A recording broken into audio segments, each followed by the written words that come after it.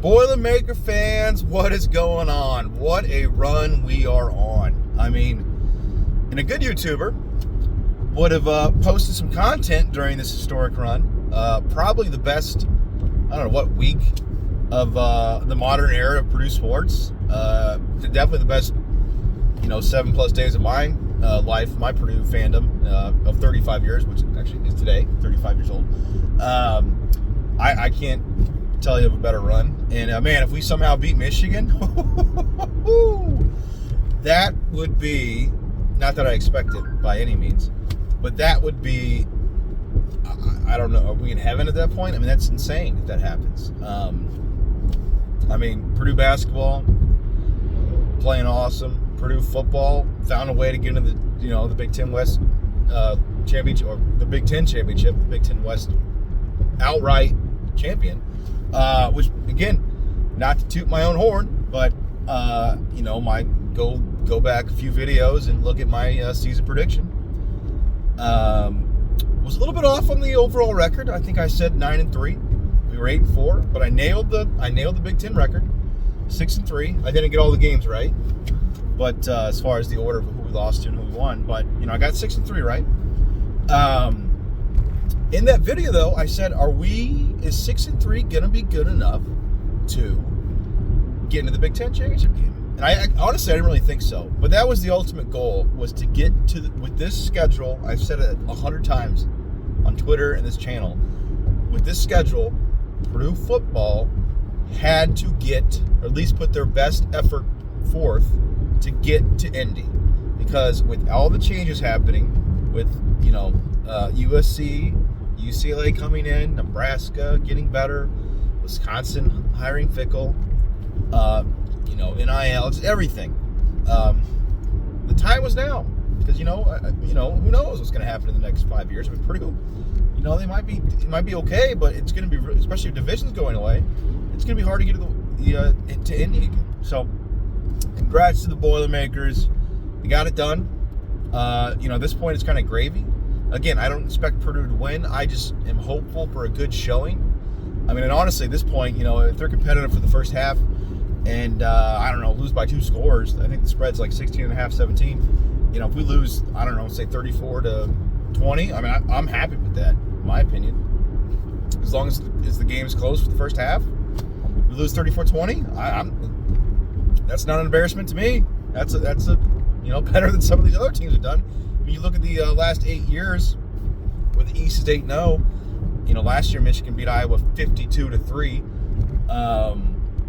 I think there's been one, and I'm not looking at it right now, obviously, but I think there's been like one semi-close game in those 8 years. So, it'd be awesome to have one score, or a close 2-score game. But so I just wanted to come on here and post a video, post something. I'm sick of me doing videos of driving. I'm following a very slow semi right now, so who cares? But try to give you guys better content.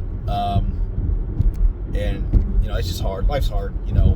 Travel, work, kids, wife. It's hard to be. And this is a hobby. This is not even a side gig. Hobby strictly. Enjoy doing this. Have a few fans. I think they like watching the content. So with that, though, I'll give you a really quick breakdown of my thoughts on let's touch on Purdue basketball really quick. Purdue basketball, I think, above expectations. I knew Braden Smith was going to be good. I knew Laura was going to be good. I didn't know if they were going to be this good. I expect this team, I thought they'd be an NCAA tournament team. Was on a West Virginia podcast the other week previewing that game. I kind of said, the guy asked, what's the expectations? It's probably win one game in the NCAA tournament and compete for the Big Ten championship. You guys are like, well, that's every year, isn't it? Like, well, yeah, it is every year with Painter. That is, but now seeing this team 7 games in, or whatever it is, 7 or 8 games in, probably a top 15 team all year, I'm thinking. Obviously, though, it's a long season, man. Big Ten's tough.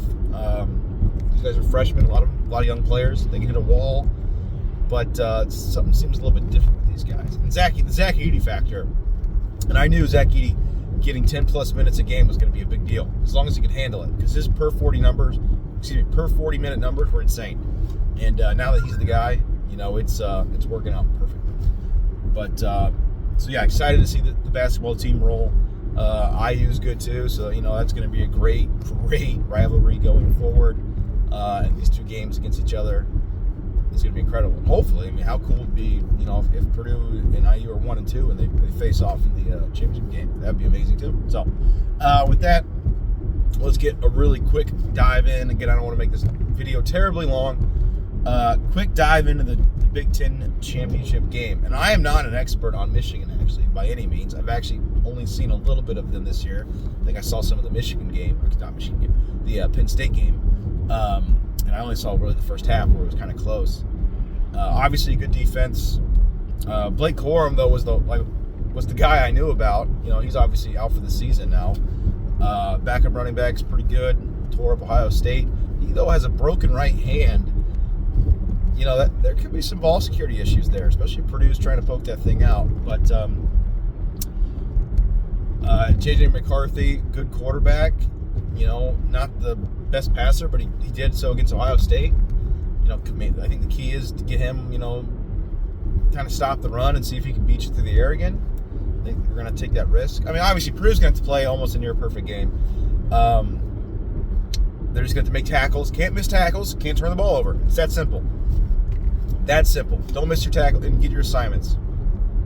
And I think the key is, to me, for Purdue to win this game, Devin Mockabee is going to have to play well.